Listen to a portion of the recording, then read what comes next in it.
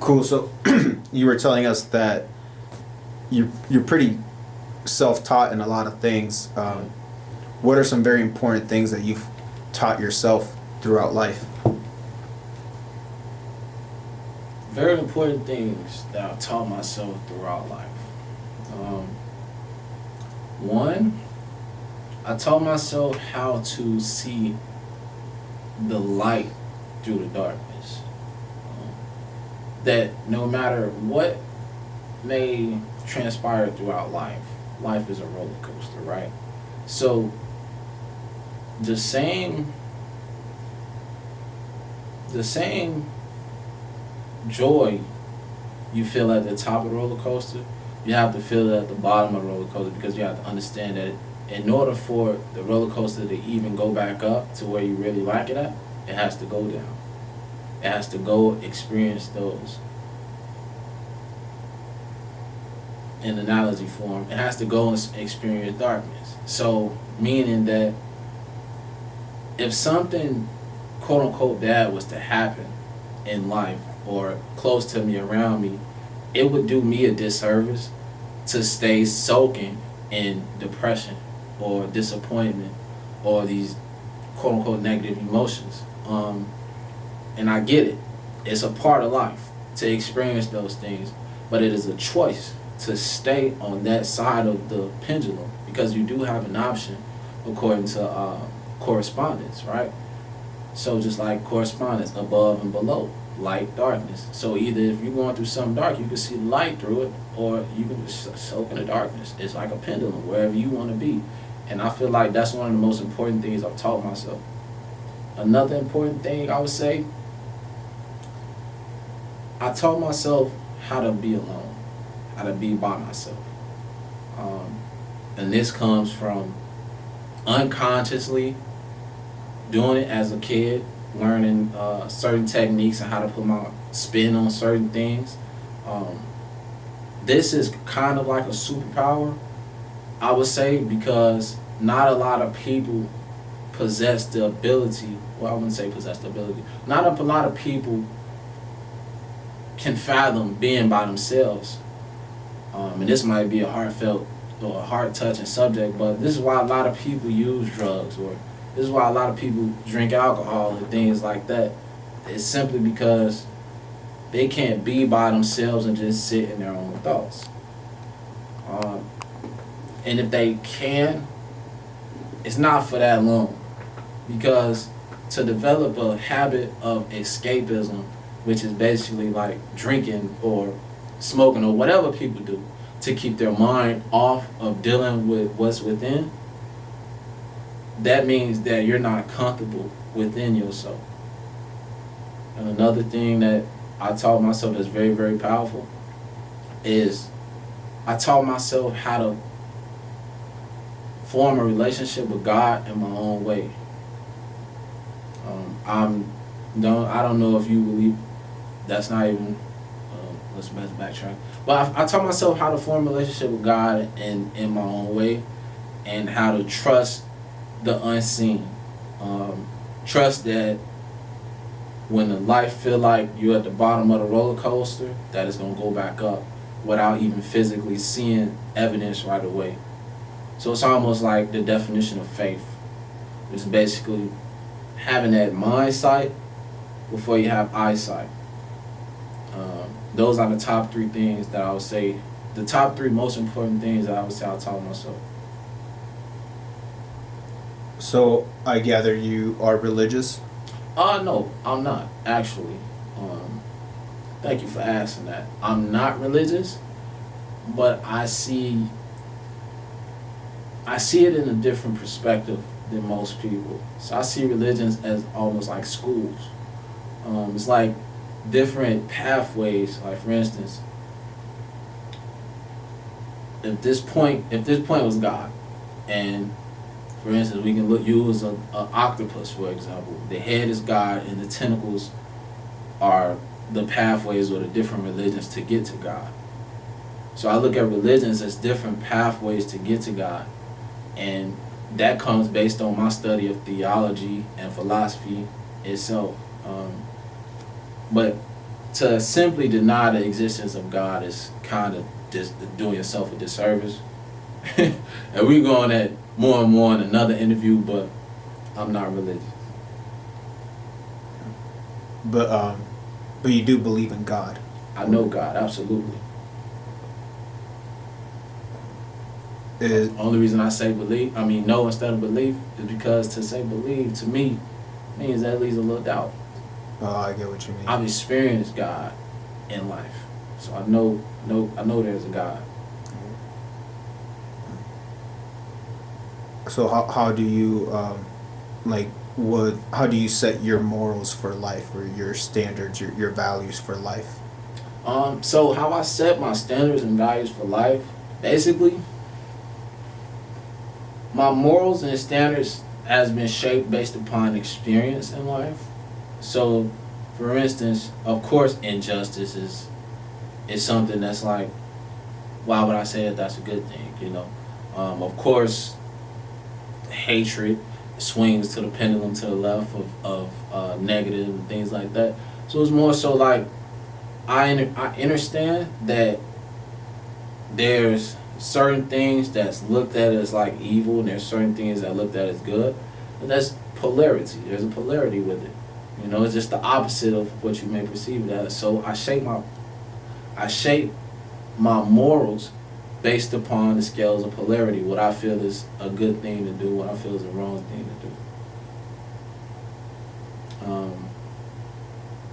Like for instance, I'm obviously not gonna go commit any heinous acts or do, you know what I'm saying, just being a asshole for no reason. Part of that is my personality. To be honest with you, like I'm me, you know. But as far as like going to go do something that's fucked up, I'm not gonna do it. You know, yeah. And whatever you focus on, you attract. So it's like, if you do something fucked up, I'm pretty sure something fucked up gonna happen to you. You know what I'm saying? It's the law of attraction, right? Absolutely. All right. If you don't mind, let's go ahead and pivot. I do want to talk about. I see you post a lot of motivational stuff on specifically Instagram. I'm sure you're on other platforms. Yep. What drives you to do that? Where does that come from? What's your goal with the motivational content? So, as you said, wait a second to answer. Okay. What drives me to make motivational content is there's people out here that I haven't met that hears my message and it changes their whole perspective on what was going on. There are certain things that I know or that I experienced in my life that I may say to myself to keep myself afloat and things like that. So I just share it with the world. I used to have a TikTok.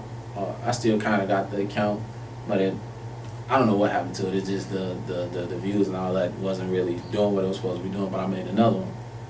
I used to have one. It reached about 150 million people in 2022, and then between 2022 and 2023, just doing conspiracy theories, motivation, and things like that. But I went strictly to like motivational, inspirational content because those are the certain things that I tell myself. And I know that it works because I tell myself it and I'm afloat. But I'm like, hey, this is something I can put on the camera or put on the internet. And the proof is in the pudding. You can see the people that interact with the post. They feel it in their soul. They feel it in their bones.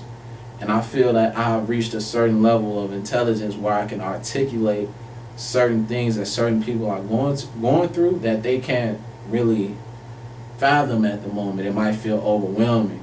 And they have that aha moment when they click on my videos.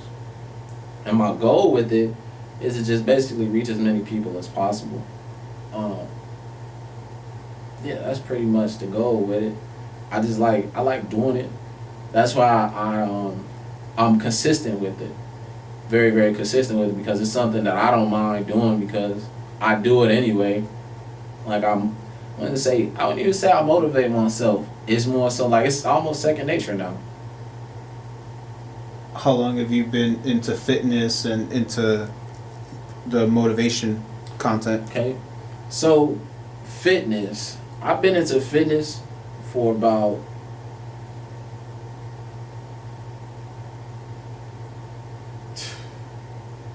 I could really say all my life, for real. Because I watched my father, my uncles, they were all lifting weights. And even when the weights was like too heavy for me, I still knew that like one day I'm gonna be able to lift this, man. Like one day I'm gonna be able to lift this. And physical fitness is an exact replica. Is that the right word? We could just say it's almost like a mirror for mental fitness to me.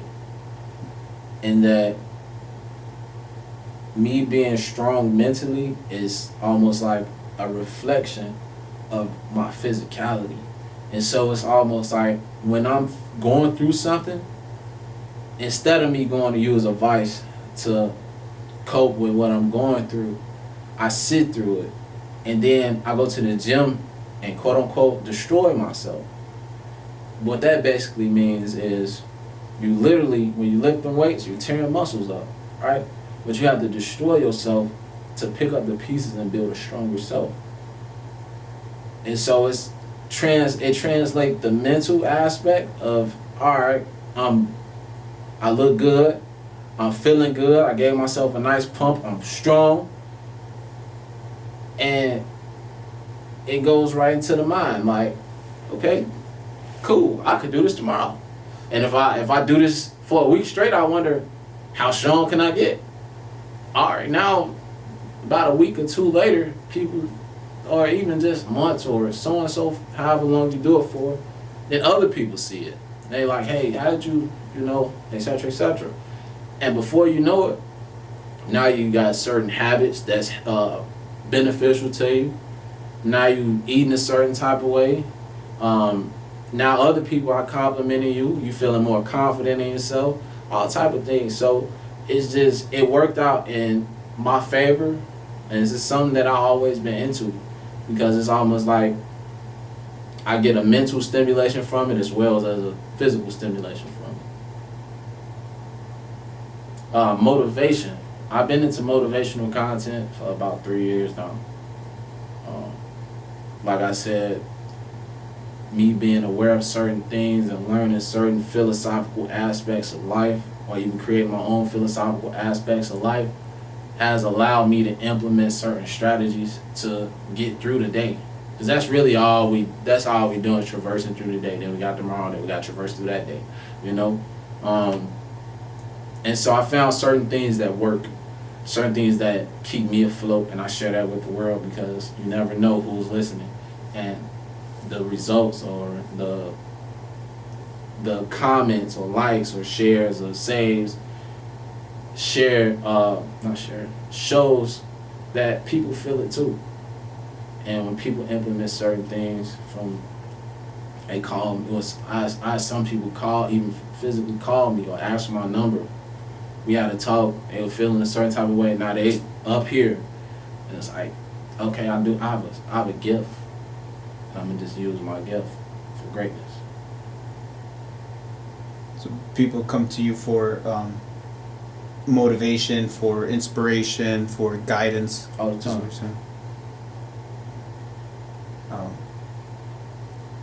So picking at fitness and motivation separately, what's your fitness goals?